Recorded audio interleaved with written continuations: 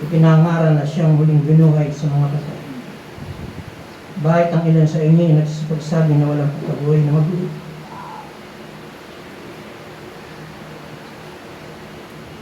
At kung si Kristo, datapat kung walang pagkabuhay na mabuli ng mga patay ay hindi rin nga muling binuhay si Kristo. At kung si Kristo ay hindi muling binuhay, ay walang kabuluhan nga ang aming pangaral. Wala rin namang kabuluhan ng inyong pananampalataya. Atin ang pagbuko.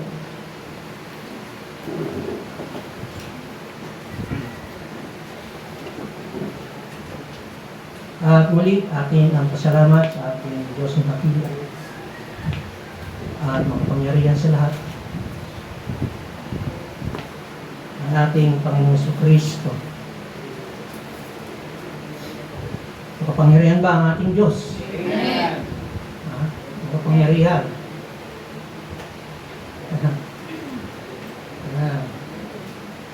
Walang salita niya na hindi may kapangyarihan.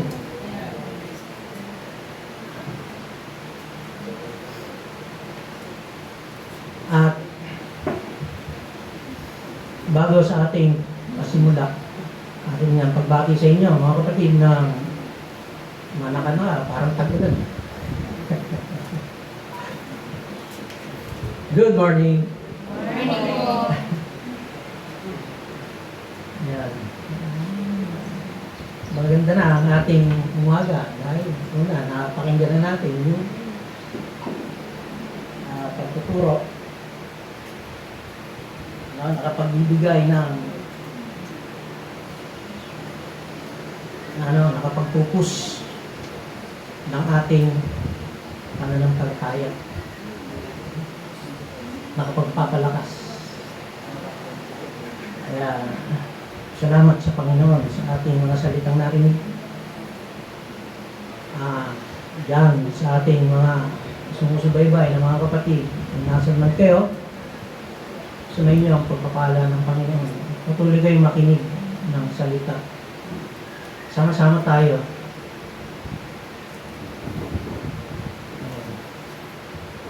At lagi nang sabit ka ng inyong lingkod sa pasimula itong ating mga pasamantalang lakas.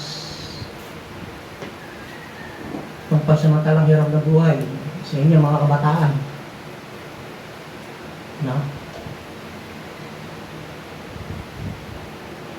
Itong ating buhay, mga pansamantala lang. Hindi natin hawak ang ating buhay. Kaya mga magpakatalino kayo. Tayo. Yung bawat ating pakinggan, ilagay sa puso. Dahil ito ang tunay na mayroong tunay na buhay at buhay na walang hanggan. Mga kabataan, niniwala ba kayo? Ha? Meron ba kayong sa buhay na walang hanggan? Ha? Sumampalataya daw kay Kristo. Sapagkat gayon na lamang ang pagsita ng Diyos sa lubutan ay bibigyan niya kanyang bugtong na anak upang sino may sumampalataya ay huwag mapahama kundi o, di ba? Meron? Wala. Sampalatayanan niya natin. Yun yung importante. Dahil ang buhay rito,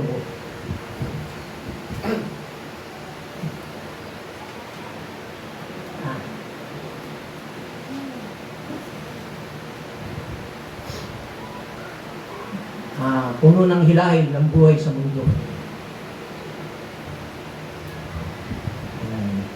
Pero sa ating mga anak ng Diyos, ano lang, parang, ano yan, ano ba yung swelling ba yun? Swelling ba yun? Swelling? Ganun lang. Napagtatagumpayan. Mga kapatid, ang ating makatuturan, makabuluhan.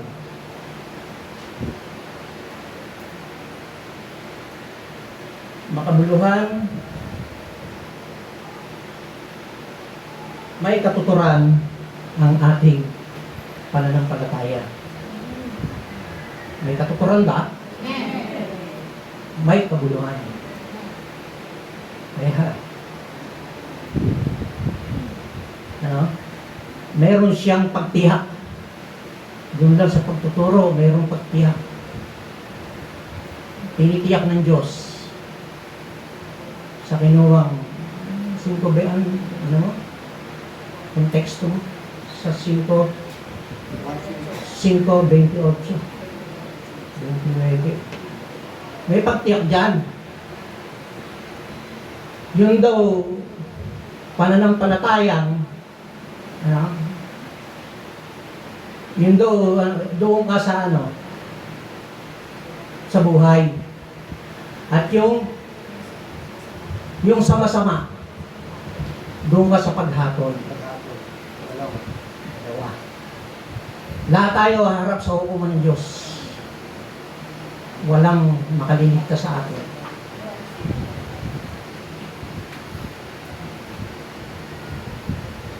Doon sa tinura ng ating Pastor Gilbert, wala na raw awa.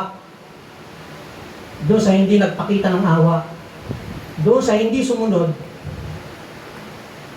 sa utos ng Diyos, hindi ka nagpakita ng awa. Hindi ka nagpakita. Pero yung mga sumunod, yun yung mga nagpakita ng awa. Kaya yung awa at habag ng Diyos na andun. Diba? Doon sa 2:13 ng sinasabi. Ngayon, sino ang magiging abogado ng sino ang magiging abogado mo ron? Pagpatay ka na, mayroon ka pa bang magagawa? Wala na. Sino magiging abogado mo? Dito pwede. Pwede kang kumuha ng abogado. Tatanggol. Na ipagtatanggol ka. May libre pang abogado. Pero doon, walang pau doon. Kaya, ganun. Ang magiging abogado natin doon, yung gawa na ipinakita mo sa harap ng Diyos, magmula ng siya, yung tanggapin hanggang sa magpantay ang ating paa. Yan ang totoo. Kaya, galingan natin, mga kapatid. Ano? May mga abogado dito ang pamilya. Sina Estelito Mendoza. Yan, sina Topacio. Sina Fortun. Marami yan. Yan, Harry Roque, si Miriam. Talagang tayo ang magiging abogado natin, sarili mo.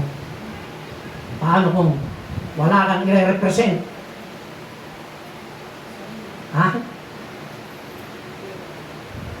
Wala kang pwedeng ipakipaglaban. Kaya, ang palad natin, mga kapatid. Ano? Gano'n tayo kapalad? Ano? Ayan. Sa mga kapatid, ang lahat ng ginagawa nating mga paglilingkod, mayroong pagtiyak at mayroong kasiguruhan. Mayroong pagtiyak at kasiguruhan.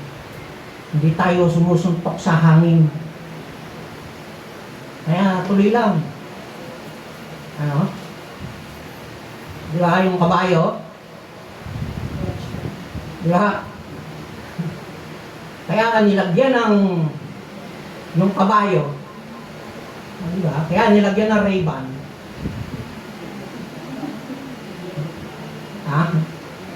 Ray-Ban ang gusto ko. Kanya-kanyang gusto yan. Walang pakailangan ng gusto.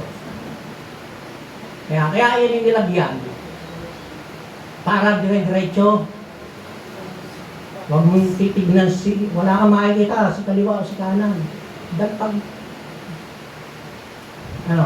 sigurado, hindi ka makakarating sa patutunguhan. Kaya, ganun yun. Para dire-diretso takbo. Kaya pagka yung wala na yun eh. And there I go. The red flag is up. Di ba yung wala na ngayon yun eh. Dire-diretso sila. Ganun tayo mga kapatid. Ang lahat ng ating ginagawa na paglilingkod sa harap ng ating Panginoon at yung ating katapatan sa larangan ng pananampalataya, ang lahat ng ito ay mayroong kabuluhan at katuturan. Hindi ito sayang. Hindi sayang to. Bakit? Dahil sa sulat ni Apostol Pablo doon sa 6 Gs ng Hebreo, sabi dyan, ayan, di ba? Ang Diyos diretso, hindi siya liko. Kaya bawat atin natin ng pagpapractice ng cell group, lahat ng gawaing ginagawa natin na andun tayo, na nga ako kay Pastor Perdo talaga din. Huwag naman sanang hindi naman gano'n si Pastor Perdo.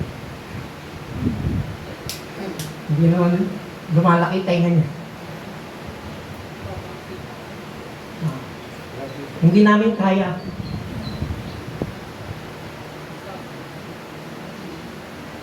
Nung kasipagan, hindi naman namin sasabihin tamad kami.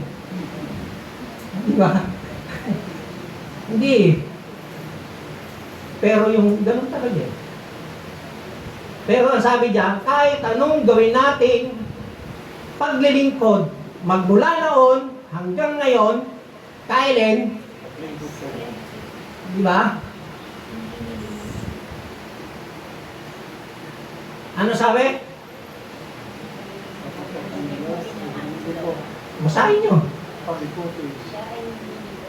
Sabay-sabay. Sapagkat Diyos sa inyong bilin ko upang limutin ang inyong gawa. at ang Pag-ibig na inyong pinakita sa kanyang pangalan, sa inyong paglilingkod sa mga banal, at hanggang ngayon nagsisipaglingkod kayo. may credit, wala. Meron. Meron na tayong iyaharap. Di ba? Doon sa mga banal, kasama na naglilingkod. Lahat, Sister Tess, nakaano na. Di ba? May points ka na. May points na tayo. Nakatala na talaga yan. Nakalista na yan eh. Nakalista na yan. Pero itong ating mga kabataan, nakalista na rin. Di ba? Nakalista na. Tumutugtog kayo eh. Naglilingkod kayo. Yung mga gawang ina ninyo, nakalista na yun. Isa na lang ang kulang sa inyo. Ano ang kulang sa inyo? Sa palagay niyo?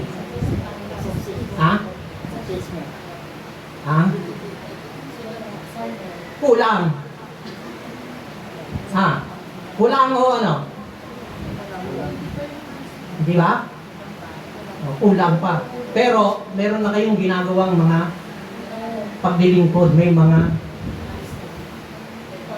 points na kayo. Pero, hinahanap ng Diyos. Anong hinahanap ng Diyos? Ang tanggapin ang mailista ang inyong pangalan sa Buhay. aklat ng buhay. Naniniwala kayo doon? Ha? Asan yun? Nasaan? Sino may hawak nun? San Pedro? O si San Pedro? Ang Panginoon. Ha? Iyon, inilagay niya sa iglesia. Ha? Yung aklat ng buhay na yun, bago umakyat sa langit ang Panginoon, ibinigay na yon sa loob ng iglesia. Ngayon, sino may hawak? Sino? Xerox. Hindi nyo alam. Palista kayo dyan, oh. Yan naman. Tama naman yun. Oo. Palabas yung mga aklat ng mga... Iyan yun. Iyan yung nakatala. Talaan yun. Talaan yan ng mga banal. Mga aklat ng mga... Iyan yung i-represent. Oo. Yan. Kaya kung gusto na ninyo na matala ang pangalan nyo sa aklat ng buhay, gusto nyo bang matala? Ha? Puntahan nyo si Ate Roxanne. Aklat ng mga bayan yun.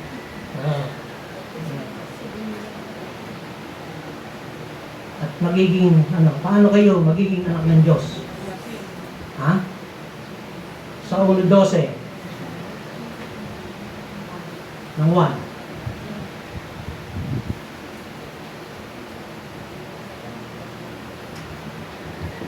Sabi, datapwat ang lahat ng sa kanya'y nagsitanggap. Ano? Di ba? Paano ba yung tinanggap? Nagsitanggap. Sister Dang. Sister Dang, binigyan mo ng allowance. Pera yan. Ha? Pera. Bibigyan mo uli yan. Kukunin mo, Sander. Di ba? O, pag kinuha mo yun, anong tawag doon? O, pagtanggap. Di ba? Eh, yan, o. Mayroon kang tinanggap kay Mama Dang. Sabi, ang datapwat ang lahat na sa kanya nagsitanggap ay pinagkalooban niya sila ng, sabi, karapatang maging anak ng Diyos. Kung tatanggapin nyo. Gusto nyo ba maging anak ng Diyos? Ha? Doon pa lang kayo bibigyan karapatang tawagin anak ng Diyos sa makatuwid bagay ang mga sumasampalataya ba kayo sa ating Panginoon Jesucristo? Ha? Ano ang kaya niyang ibigay? Ha? Sa Kanya lahat ng gagaling ng ating pangangailangan. Lahat. Sa Diyos nang gagaling ang lahat ng bagay.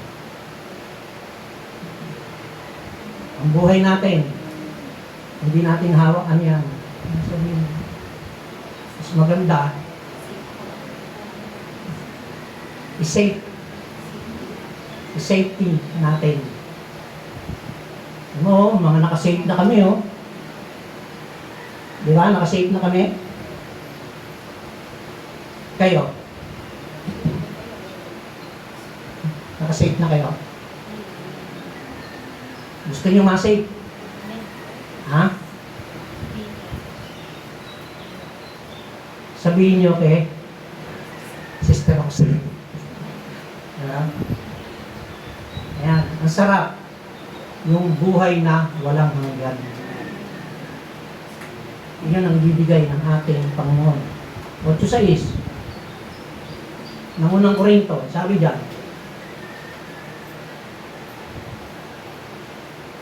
ngunit sa ganang natin ay may isang Diyos, isa lamang ang maatbuot sa Kanya ang lahat ng bagay. Di ba?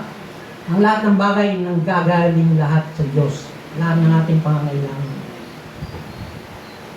At tayo sa Kanya at isa lamang Panginoon, si Jesucristo sa mga niya lahat ng bagay. At tayo'y sa pamamagitan niya. Lahat ng ating tinatamasa natin sa buhay nito nanggaling sa ating Panginoon Jesucristo. Kaya napakahalaga ng pagkabuhay na maguli. No? Napakahalaga niyan. Yung pagkabuhay na maguli. Gaano kahalaga? Walang katumbas ang halaga ng pagkabuhay na maguli. Walang katapat na halaga. No? Sapagkat dati tayong kanina sa pagtuturo, ano? Dati tayong walang kabuhay-buhay.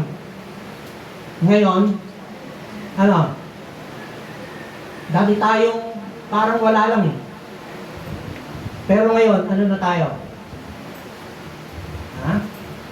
Nagkaroon ng direksyon ng ating buhay. Nagkaroon tayo ng direksyon. Pero dati, ano totoo? Yun yung totoo eh.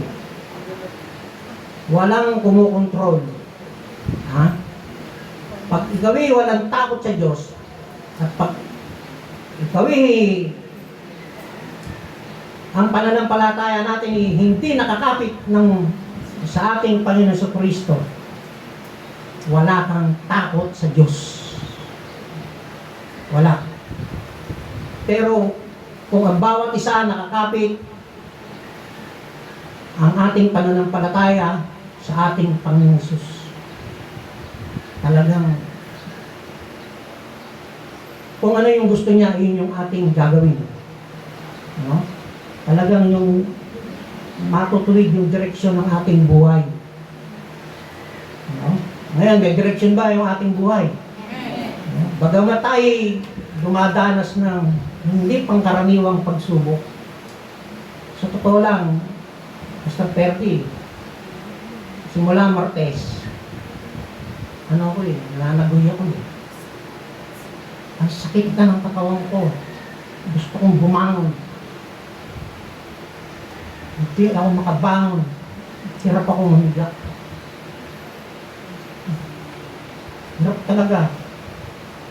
Ang expect ko lang, hindi ako ng foot washing at saka ng parang gusto ko sabi ko, ano kaya, ano kaya ako, may emergency.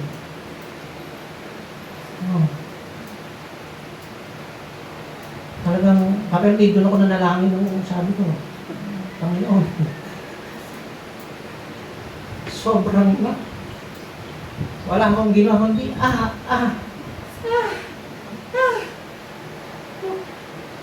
wala akong ginawa kundi gano'n.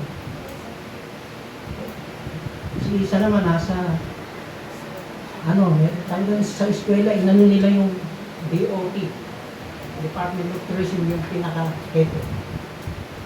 Meron silang gaganapin. Kaya hanggang ngayon wala ito eh. Naayos na nila. Doon ko naayon yung sihog. Yung mula ulo hanggang talampakan, tapos bukol, may nana, may uod. Gaano hirap yung? Gaano hirap? Baka din.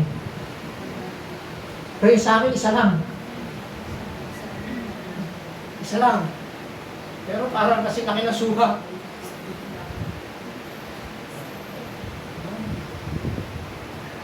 Talagang, yung dalangin ko, Panginoon, maibsa na po yung yung gawin na pag ginawahan niyo na po ako, maibsa na po yung, kahabagan niyo po yung inyong dito.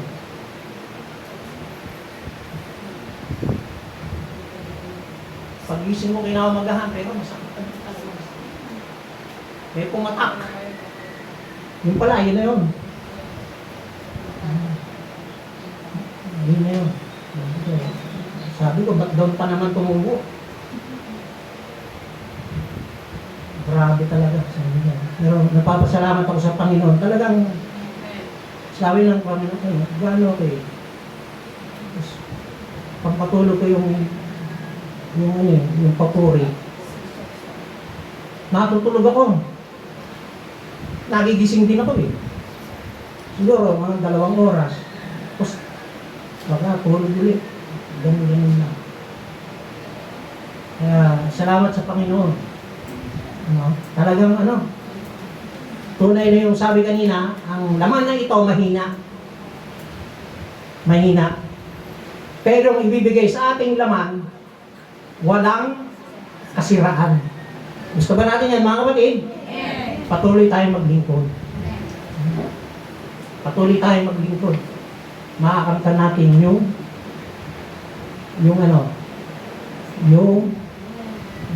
laman na walang kasiraan. Yung buhay na walang hanggan. Gusto ng Panginoon nga, sabi, kung saan ako naroon, ngayon nandito siya sa kapilye. Kaya andito tayo. Kung saan tayo dalhin, may gawain doon. Naandun siya. Yun lang yun. Kaya doon tayo. Kaya mabuti ba ang ating Panginoong Yesus? Kaya ang wika doon sa unang Timoteo 5:6, ang sabi diyan, datapwat ang nagpapakabiyos sa mga kalayawan, ang sabi, bagaman buhay, ay patay.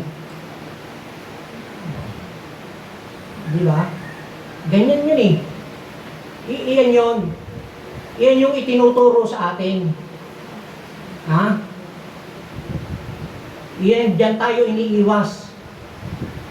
Akala nila, ito ang buhay. Di ba? Ito ang buhay.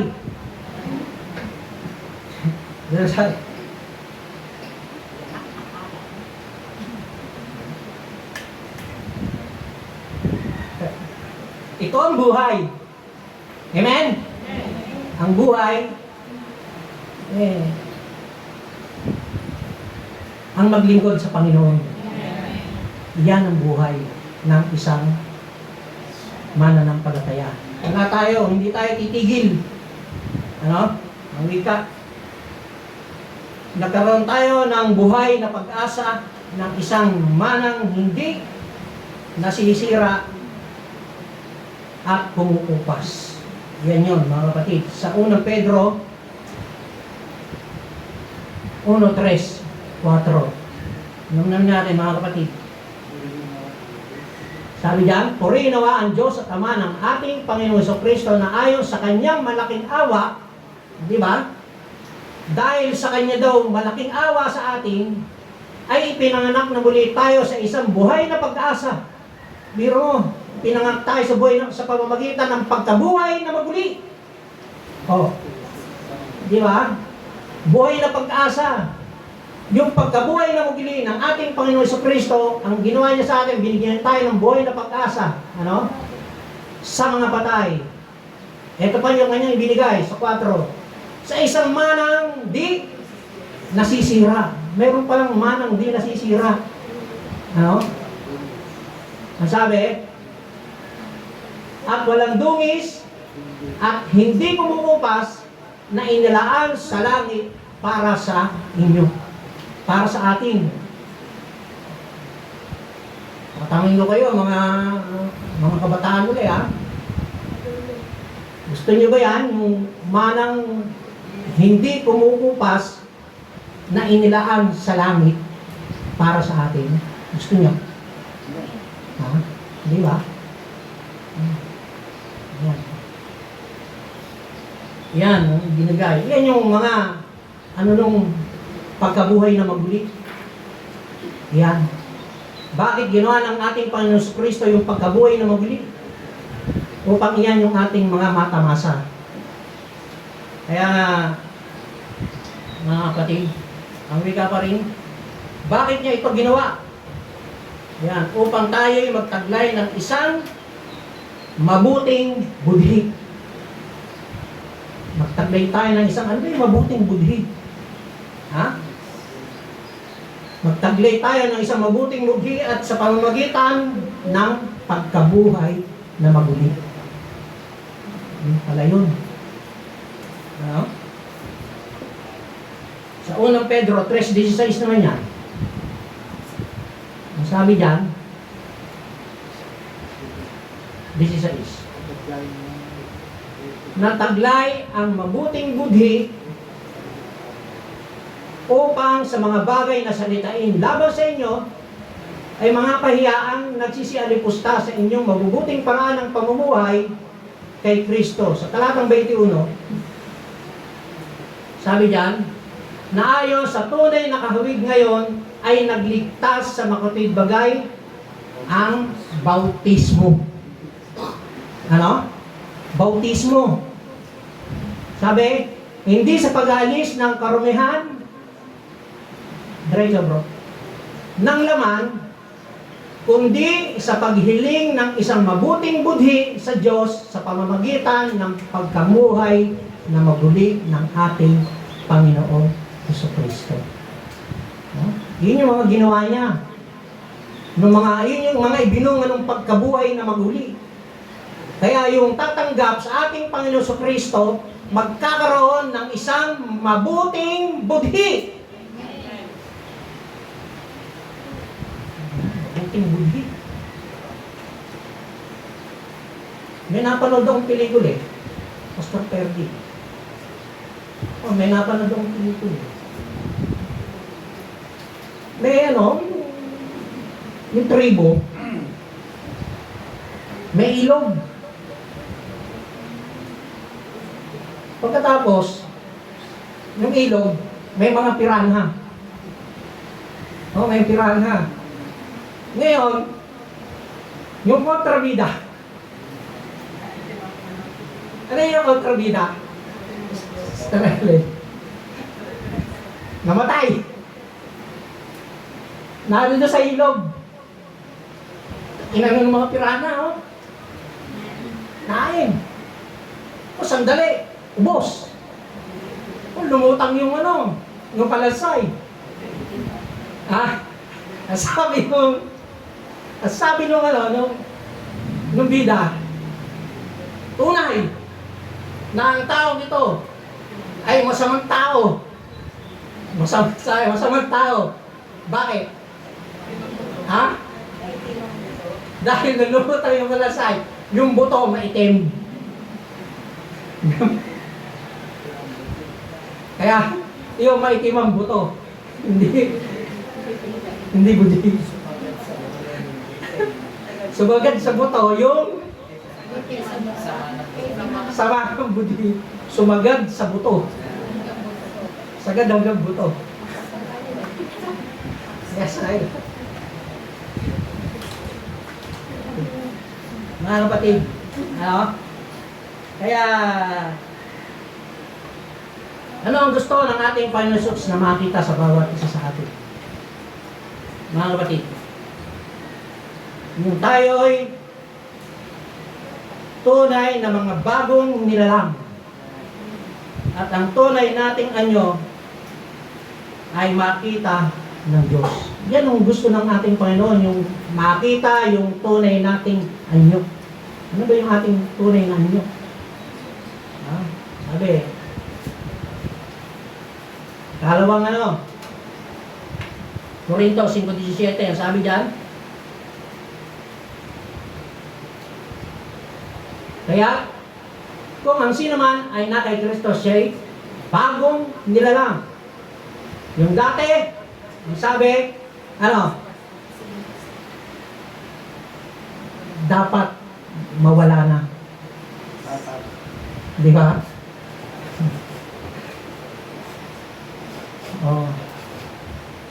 Yung bagong nilalang, yung mga dating bagay, wash out na.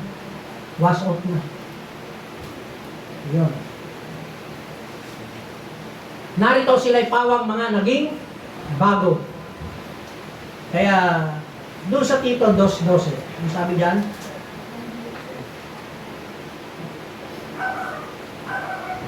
ito yung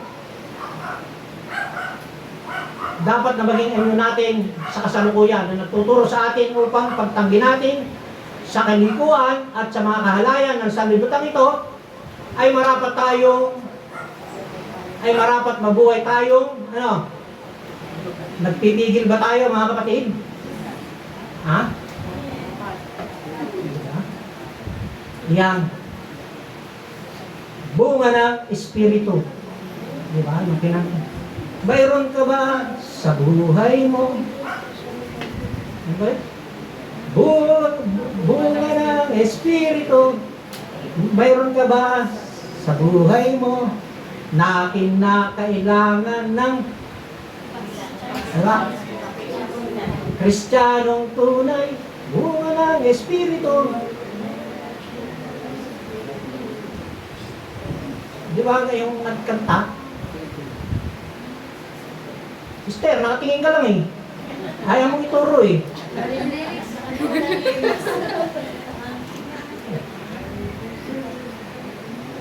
Andun yun, yung pagpipigil. Ano? Andun yun. Gusto na natin ano yun eh. Ha?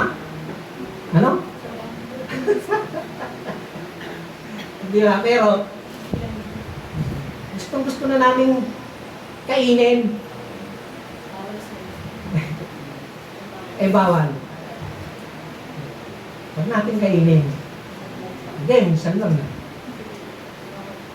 Kaya, sabi, paano? Nang salibuto na, yun, marapat daw na ganun ang maging ating anyo. Sa Colossus 3, diyan tayo papunte. Uno, taga saan ba tayo mga kapatid? Ha? Di ba? Kanina, taga-langit. Sabi, ang magiging anyo natin, anyo ng ukol sa langit. Kung kayo ay muling binuhay, nakalakit ni Kristo, hanapin ninyo ang mga bagay na nangasa itaas. Na kinaroon ni Kristo na nakaupo sa kanan ng Diyos, diretso. Ilagak ninyo ang inyong pag-iisip sa mga bagay na nangasa itaas, huwag sa mga bagay na nasa ibabaw ng lupa. Sapagkat kayo'y nangamatay na at ang inyong buhay ay natatagong kasama ni Kristo sa Diyos. Yung ating pagkamamayan nasa langit. Hanapin natin yung mga bagay na ukol sa langit. At sa mga taong nag-aakalang walang katuturan, walang kabuluhan yung ating mga ginagawa. Ano? Kanina sinabi ng ating tagapagturo, mayroong ganon sa inaakala nila. Ang wika, ang sabi ng Galatia 6:7, huwag kayong padaya ang Diyos ay hindi na pabibiro. Sapagat ang lahat ng inisip ng tao ay siya namang aanihin niya. Pag ikaw ay nagasik na ano, aanihin mo. Pag ikaw ay nagasik na mabuti, mabuti ang aanihin mo. Pag ikaw ay nagasik ng masama, masama ang aanihin mo. Sa 8. Sabi niya. Sapagat ang nagasik ng sa kanyang sariling laman, ay sa laman mag-aani ng kasarian. Datapwat ang nagasik ng sa Espiritu ay sa Espiritu mag-aani ng buhay na walang hanggan. Ayon sa ating gawa. Ganap at hindi ganap. Kaya mga kapatid, ang pagtiyak at sigurado, mayroong pangako ang Diyos. Ano? May pangako ang Diyos. Sa Tito, ano yung kanyang pangako? Sa 1:2, sabi niya sa pag-asa, sa buhay na walang hanggan, na ipinangako ng Diyos na di makapagsisinungaling buhat pa ng mga panahong walang hanggan. Rest. Ngunit sa kanyang mga panahon ay pinahayag ang kanyang salita sa pangangaral na sa akin ay pinagkatiwala ayon sa utos ng Diyos na ating tagapagligtas. Di ba? Hindi siya nagsisinungaling buhat panahon.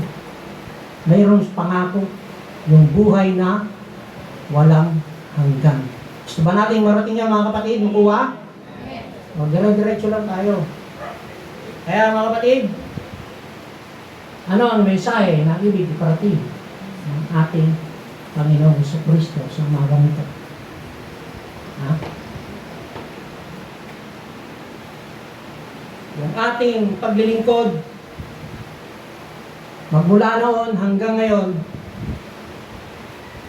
ng lahat ng yan, mayroong katuturan, makabuluhan. Ha? Lahat ng ating ginawang paglilingkod, iyan ang pagtiyak at sigurado. Ano? Sigurado ang pangako ng Diyos, ang minimiti nating buhay na walang hanggan. Kaya nga mga kapatid, ang wika, at kung si Kristo ay hindi mo binuhay, ang inyong pananampalataya ay walang kabuluhan. Kayo nasa inyong mga kasalanan pa. Nabuhay ang ating Panginoon sa Kristo. Kaya yung ating pananampalataya mayroong kabuluhan. Kaya mga kapatid, good morning, good morning. To God be the glory.